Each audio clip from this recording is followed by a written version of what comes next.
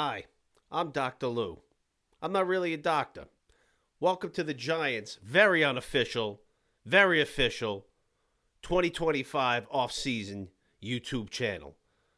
Exclusively taped on a MacBook in my wife's basement.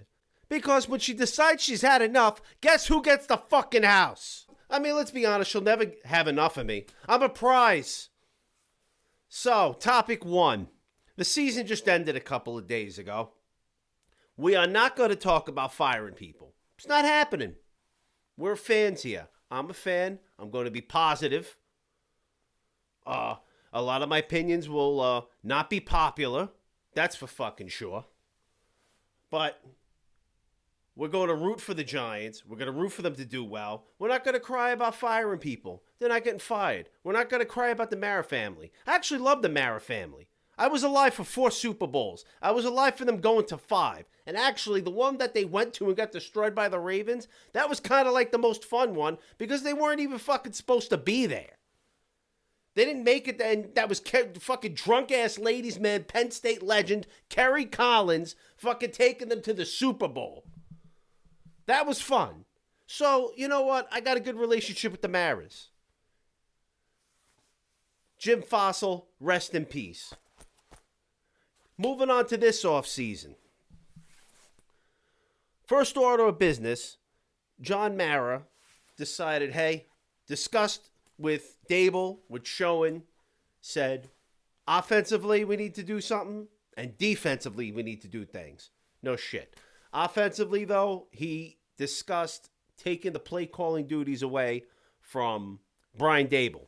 Not demanding that they be taken away, however, perhaps Daboll shouldn't be calling plays and trying to coach the team at the same fucking time, which I totally agree with. Just because you're a great offensive coordinator doesn't mean you're a great head coach. I think when the Giants got Daboll, what was sold to the fans is, he's a brilliant offensive mind. So he'll just design an offense that'll score 30 points a game. He'll bless every quarterback he touches, and the head coaching duties will just take care of themselves on their own magically. Well, guess what? You got to be a head coach. All right? Todd Bowles wins 10 games a year. Todd Bowles doesn't know shit about offense. Todd Bowles probably doesn't know anything about defense anymore. Todd Bowles, by the way, New Jersey legend, right across the bridge here, Elizabeth, New Jersey, I think. No, not Bayonne, definitely Elizabeth, New Jersey.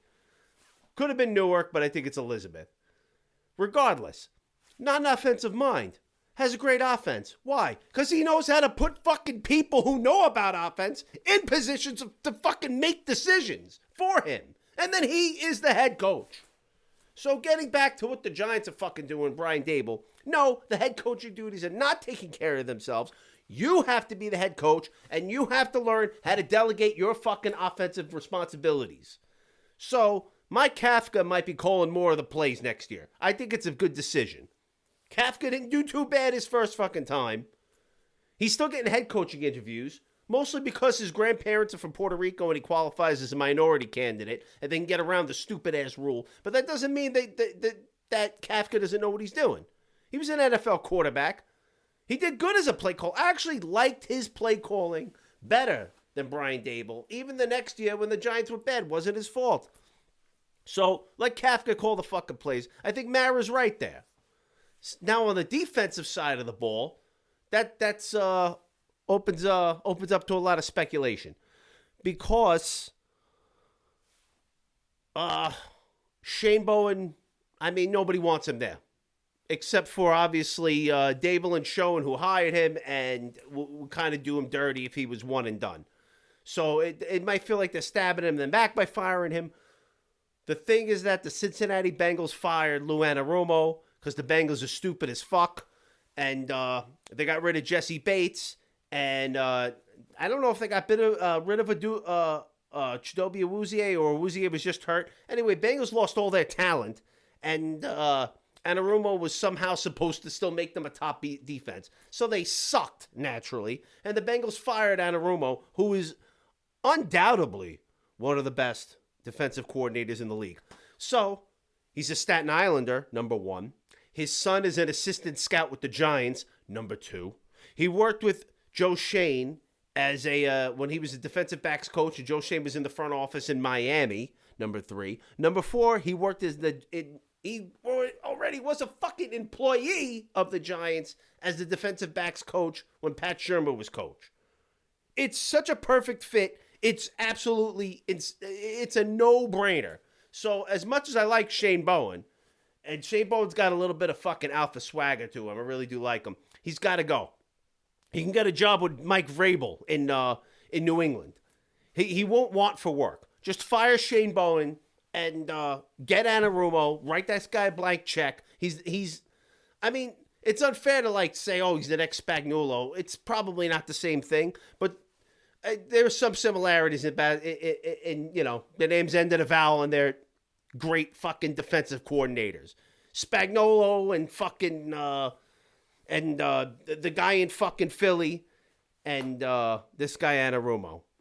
Obviously, Anarumo, his specialty has always been defensive backs coach. Well, guess what? The Giants' defensive backs absolutely fucking suck. Deonte Banks, who 100% had a first-round grade from everybody in the draft. I don't have a problem with the pick of Deonte Banks. I don't even have a problem with the fucking trade. They traded 2 bottom fucking picks just to move up 1 pick to guarantee that nobody would jump them for Banks. Again, I think it's a solid process from Shane to do that. I don't have a problem with that.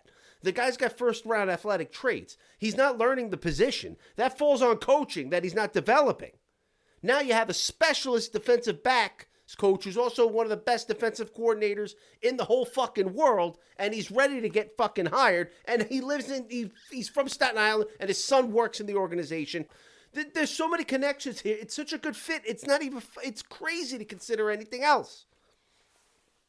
The Giants need veteran leadership in their defensive backfield. Getting rid of Julian Love was dumb. That was dumb because he didn't cost any money to keep. That was really stupid. He actually took less money to go to the Seahawks. Terrible move by Shane. And I'm a Shane defender, actually. Xavier McKinney, everybody's going to cry about that. The Packers gave McKinney ungodly money. Ungodly money. Nobody thought McKinney was going to get that. So, unfortunately, the Giants don't have a safety now. Newman's great, but Newman's only one guy, and he's a second-year guy. The Giants need veteran leadership back there. They can't draft any more defensive backs. They drafted Banks, Cordell Flott, Newman, the kid from Kentucky, Drew Phillips, who's great. They just draft quarterbacks every year, but they're drafting rookies. You can't depend on your rookies to fucking carry you to fucking wins. The draft is for future needs, not present needs. Present needs are for veterans. They need They need free agent defensive backs, or they need to get one at a trade or a sign and trade or something. Find somebody who's fucking like the kid that fucking left Kansas City and went to the Titans. You got to find like a situation where financially it's not working and you could just take them off the other team's hands. And in a future video, I will talk about the Giants' free agent needs because free agency for the Giants is going to be more important than this year's draft. They have the most salary cap space in franchise history. They have 20% of the cap free for them to spend on free agents. And they're going to need free agents to turn the team around because they have present needs. They don't have they can't get they have needs now. The draft is for needs years from now, 1-2 years from now. They have needs now. Free agency comes before the draft. Remember that so the Senior Bowl is in February. That's going to affect the draft board, the Senior Bowl, in a big way. That's early February. Second week of March, free agency starts. That affects the draft board because that fills your needs, and now maybe your needs change, maybe your future needs change. So that changes a lot of teams. So that's going to change the draft board too. So you got all these things that change the draft board. Then the combine comes around late March, and then you got the pro days, and then the draft isn't until late April. Who's getting arrested? You know what I mean? Who's getting into fucking trouble? Who's getting Me Too'd? So There's too much. There's too much that's going to happen. Trades, draft trades.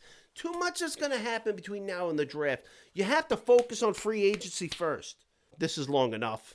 And I'm Dr. Lou. Not a real doctor. I'll catch you in the next one.